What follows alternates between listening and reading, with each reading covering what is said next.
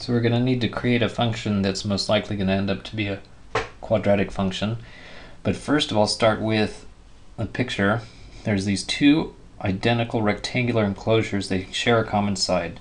So if I take one big rectangle and cut it in half, then I've got two identical rectangles that share a common side. Let x be the width of the enclosure, so it doesn't really matter which side you call x. I'll say this is x, which then I know means that this is going to be x and this is going to be x. And then I need the other side, so I'm going to say that this side down here, the whole thing is y. Now, there's only 120 feet of material available, so that means if I find the perimeter, it has to equal 120.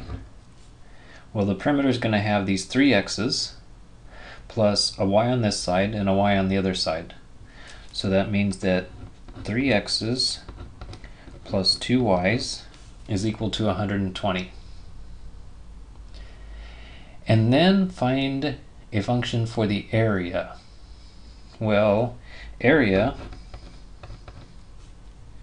is just, for a rectangle, is just one side times the other, so x times y. But if you look at that, it doesn't look like it's a parabola. It doesn't have an x squared in it.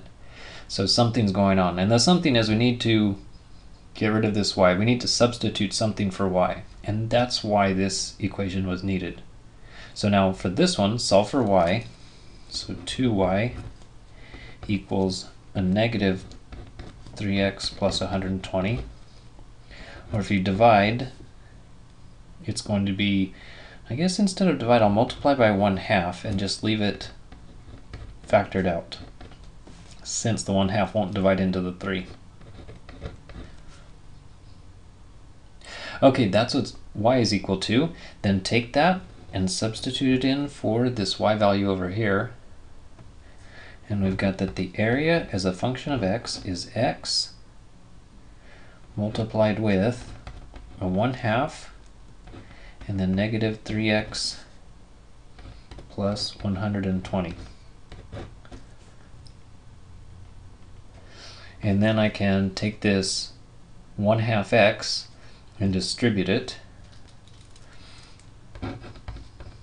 So we'll have a negative 3/2 for the number there, and then an x times an x, so x squared. And then a 1/2 x times 120. Well, half of 120 is 60.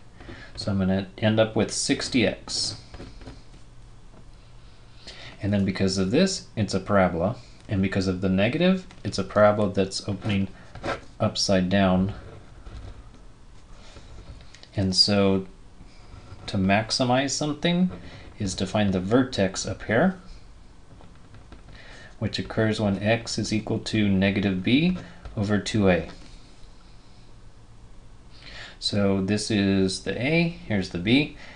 X is equal to negative b divided by 2 times a. And then I can even reduce it. The 2's are going to cancel, and the negatives are going to cancel.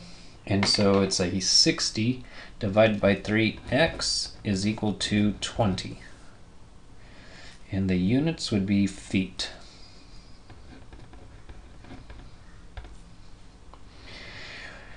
Nearly done, but it also asks for, since it asks for the dimensions, I need to find the y value as well. And if I go back to this one, I've already solved for y, so I can use 20 for x.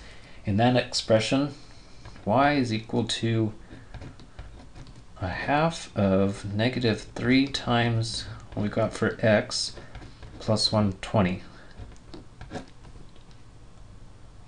So that's negative 60, and 120 is going to be 60, but then this cuts it in half, 30.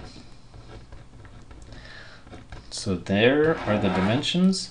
It should be 20 feet by 30 feet.